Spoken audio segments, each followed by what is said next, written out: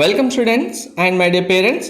JEE advance 2026 examination appear అవుతున్న ప్రతి ఒక్క స్టూడెంట్ ఐఐటీలో సీట్ రావాలి, మంచి మార్క్స్ ర్యాంక్ రావాలనుకుంటే టైటిల్ చూడగానే ఏసీలో చదివితే ర్యాంకు రాదా సార్, ఎందుకు ఇలా చెప్తున్నారు అని అనుకోకుండా ఫస్ట్ అసలు నేను ఏం చెప్తున్నాను అనేది క్లారిటీగా లాస్ట్ వరకు వినండి. విన్న తర్వాత లైక్ చేసి షేర్ చేయండి. అడ్వాన్స్డ్ ఎగ్జామినేషన్ మే 17th రోజు, అంటే మంచి సమ్మర్లో హీట్ టెంపరేచర్ ఎక్కువ ఉన్న టైంలో, అది కూడా మార్నింగ్ ఒక ఎగ్జామ్ రాయాలి, ఆఫ్టర్నూన్ ఒక ఎగ్జామ్, 2 పేపర్స్ రాయాలి.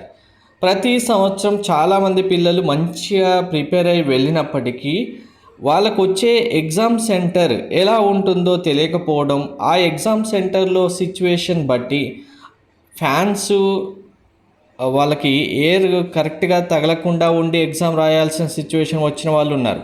ఏసీస్ వర్క్ అవ్వనివి కూడా ఎగ్జామ్ సెంటర్స్ ఉన్నాయి. అలాంటివి వచ్చినప్పుడు ఇక్కడ మన పిల్లలు ఫ్యాన్ గాలి తగిలితేనే చదువుతూ ప్రాక్టీస్ చేస్తున్న వాళ్ళు, ఏసీ ఉంటేనే ప్రాక్టీస్ చేస్తున్న వాళ్ళు, అది కూడా ఒక డేలో ఒక పేపరే ఎగ్జామ్ రాస్తున్న వాళ్ళు ఉండి ఆల్ ఆఫ్ సడన్ అంత హీట్ సమ్మర్లో ఒక్కసారిగా సెంటర్స్కి వెళ్ళేసి మార్నింగ్ ఒక పేపర్, ఆఫ్టర్నూన్ ఒక పేపర్ రాయమంటే ఎంత చదివిన పిల్లలైనా స్ట్రగుల్ అవుతున్నారు.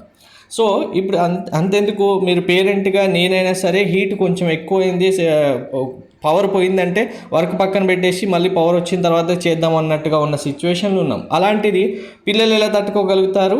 సో ఎలాంటి ఎగ్జామ్ సెంటర్ వస్తుందో తెలియదు కాబట్టి, ఎగ్జామ్ సెంటర్లో వెదర్ ఎలా ఉంటుందో తెలియదు కాబట్టి ముందుగానే పిల్లల్ని ట్రైన్ చేయండి, మైండ్ మాడ్యూల్ చేయండి. దానికి తగ్గట్టుగానే ఎగ్జామ్ సెంటర్లో 2 పేపర్స్ రాసేలాగా, ఫ్యాన్ గాలి తగలకపోయినా మన చిన్నప్పుడు ఎలా అయితే ఓన్లీ కిటికీలు తీసుకొని ఎగ్జామ్ రాసిన సిచ్యువేషన్స్ ఉన్నాయో, అలాంటి సిచ్యువేషన్స్ ఉన్న ఎగ్జామ్ పర్ఫెక్ట్గా రాయాలి అంటే మైండ్లో ఈ heat, temperature, weather, circumstances effects ఏమి ఉండకుండా చూసుకోవాల్సిన బాధ్యత పేరెంట్గా మీదే.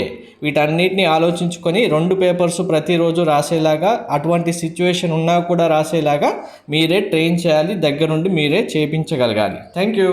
అలా చేస్తేనే ర్యాంక్స్ వస్తాయి. గుర్తుపెట్టుకోండి, సర్కమ్టెన్సెస్ ఎఫెక్ట్స్ కూడా మనకు ర్యాంక్ని డిసైడ్ చేయడానికి ఒక ఫ్యాక్టర్ అవుతుంది అడ్వాన్స్డ్ ఎగ్జామినేషన్లో.